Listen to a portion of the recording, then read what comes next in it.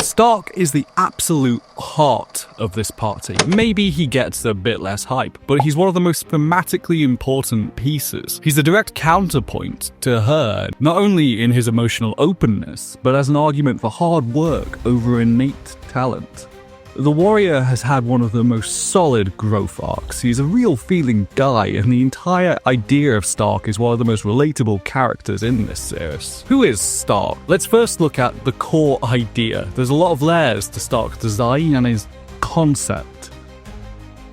There is a part of Stark that's closer to a more archetypical protagonist. He trains a lot, working to become stronger and stronger, while others are prodigies, gifted from birth, and yeah, they're refined too. Stark is pure training. He has the lovable naivety, easy camaraderie with people. The only issue is, he's not the protagonist. In fact, out of our main three, he often gets the smallest role. But I think Stark's more down-to-earth, relatable qualities are what makes him such an important character for the themes we're exploring.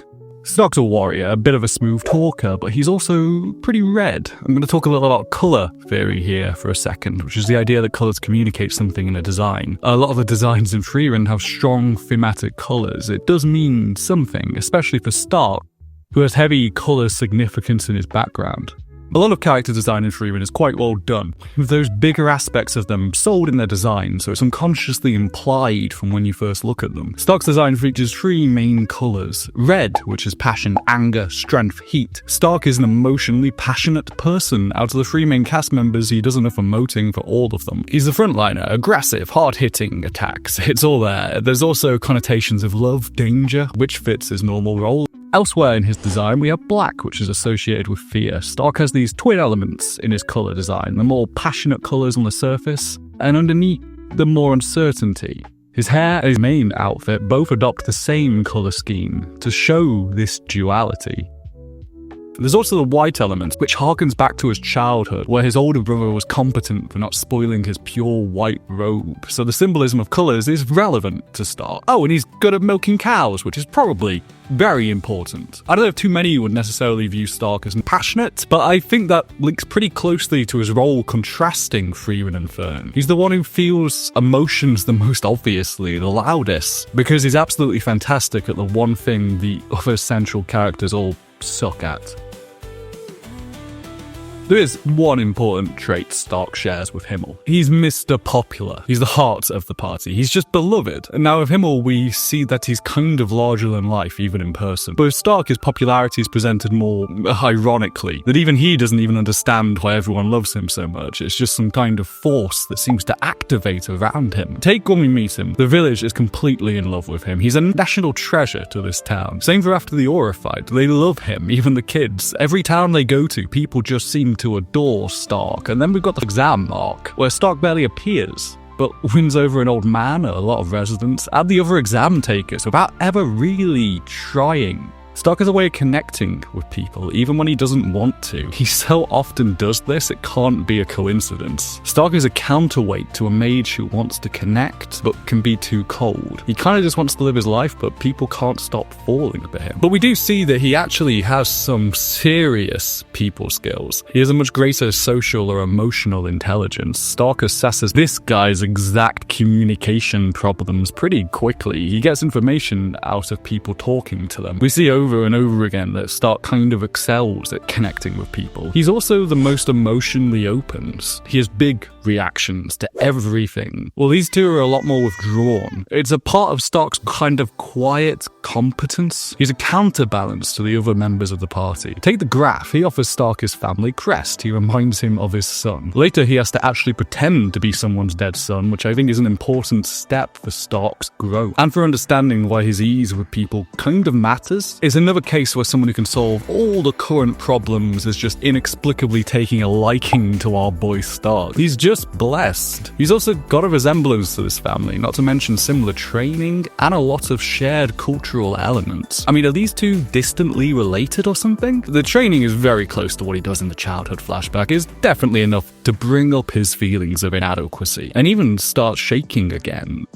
This lord has no problem praising his younger son's work ethic, though. It's probably the kind of praise he would have preferred to hear from his own family. Stark knows that he can't replace the lost son, and the lord can't replace his father. That they parted in anger has lingered. There's a bigger thread in Frieren to partings. Why didn't I do X or get to know them better? Say something. Stark and his family both times didn't part the best, but he's okay with his path and sees a way to go back. He's saying he does have somewhere to go back to, even with his village destroyed. He has Eisen. That's who he's going back to, the man who raised him. While Frieren is trying to go to heaven to make up for the road not taken, Stark has found his path in life, accepting what he can't control and making the best of it. He's a counterweight to Frieren's connection problems in this way too.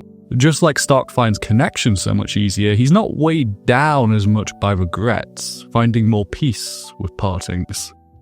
There is some lingering at the end of the training. Stark shows some real growth in this scene, and compared to how he dealt with his earlier flashback, he might still have the confidence issues from his background, but he's not looking for a replacement father, even one so close to his family, because he already has one, this little guy. Eisen says they parted in anger, just like the Lord and his son. We're constantly getting parental figures thrown at us, but he doesn't have the hang-ups about regrets that the others have. Stark wants to take stories back for him, to have fun in his place. It's all he can do to repay his debt. Maybe Stark's ease with people comes from this background. He's had to ingratiate himself to parental figures who were slow to show approval. But once he gains an understanding of Eisen, he seems much more comfortable with himself than most of the other cast. It makes him popular, sure, but it also ties him to the other characters' development. Stark is aware of his feelings, though his biggest ones aren't anxieties from connecting with other people or the lack of it. Stark's biggest problems are all internal, competence. It's ironic that the guy that everyone else seems to instantly recognize, like the absolute chat that he is his own biggest enemy. Stark is the only one who doesn't believe his own hype. Stark's initial introduction deals with the fallout from his insecurity, running away. He ran away from his training, ran away from his home twice, but eventually he ends up somewhere that he can't run away from. It's Stark's bond with the village that keeps him here.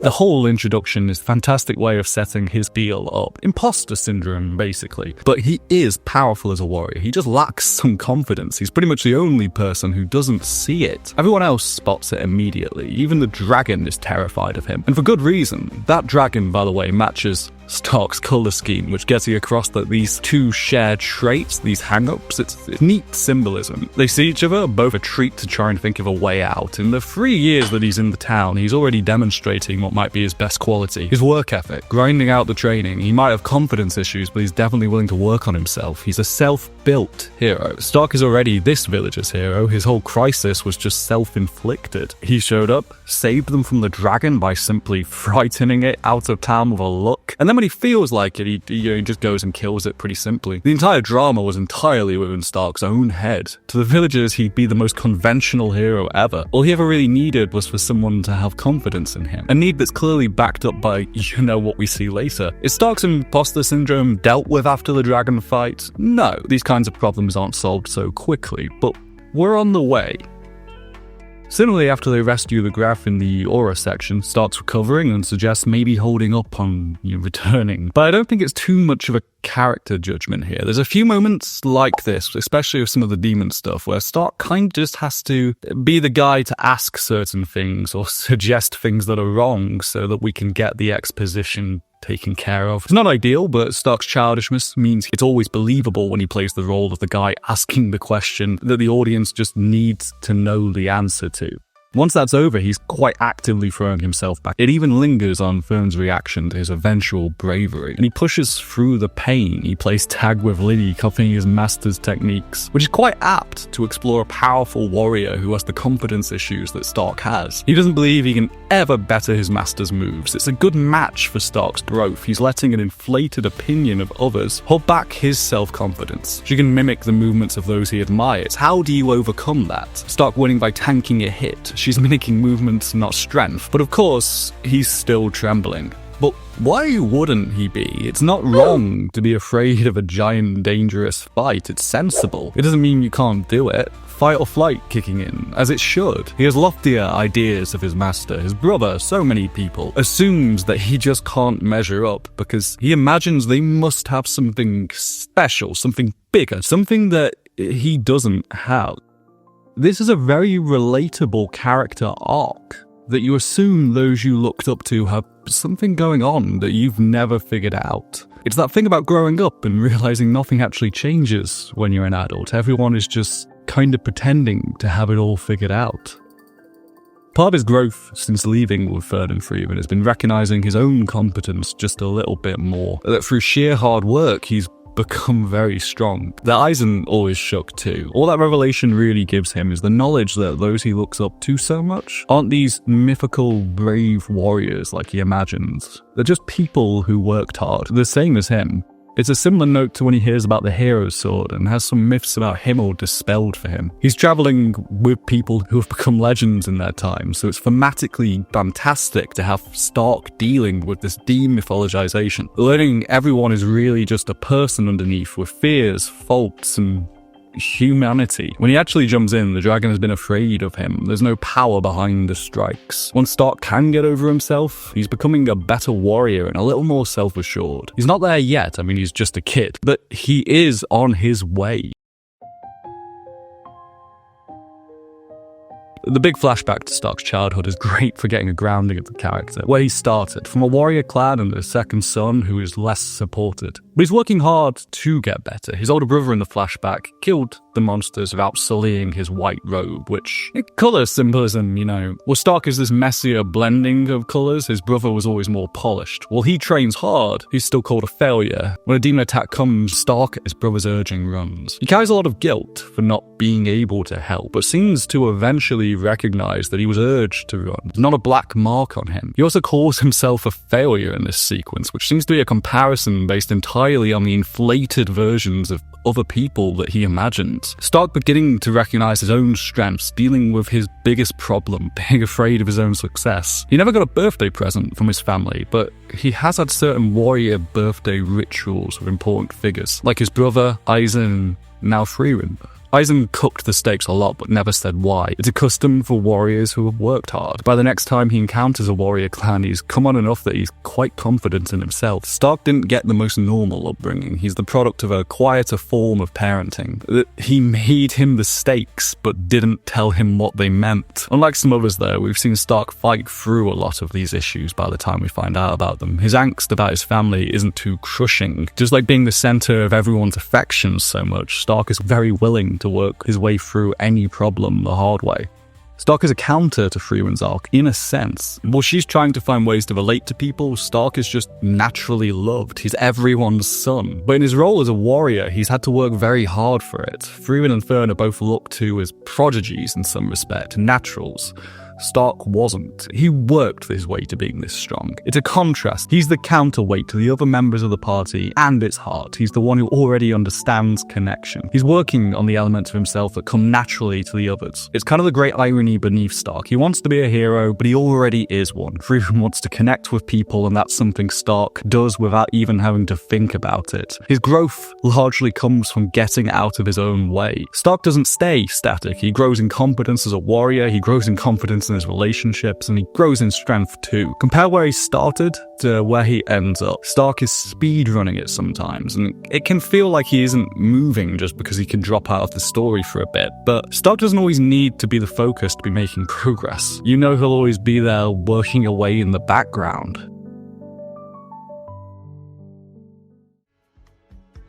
Hey, I've been Comfy Villain, thanks for watching. There's a lot more like this if you liked it. Alright, cheers.